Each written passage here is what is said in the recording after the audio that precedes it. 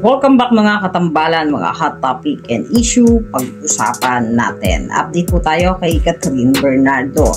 At ngayon nga pong May ay may ilalabas nga po ang Cosmopolitan na picture nga po na nitong si Catherine Bernardo at na nito nga pong bago matapos ang buwan ng Abril.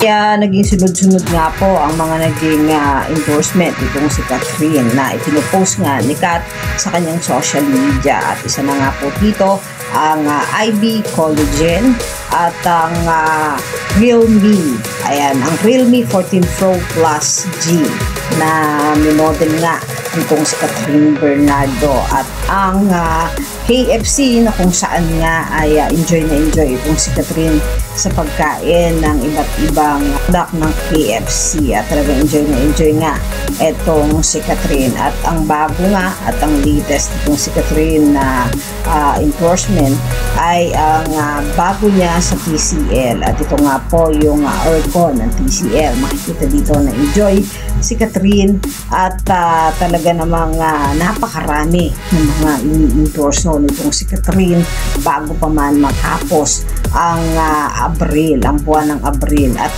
syempre makikita nga itong sikat every Saturday and Sunday sa Pilipinas Got Talent, kung saan nga makikita yung pagiging makulit at pagbibigay ng mga komento nitong sikat sa mga contestant doon sa Pilipinas Got Talent. At syempre yung pagiging kwela nitong si Catherine bilang host nga ng PGT. Yan yung mga update natin ngayon kay Catherine Bernardo. Kayo mga katambalan, ano ang masasabi nyo? Mag-comment lang sa comment section at pag-usapan natin.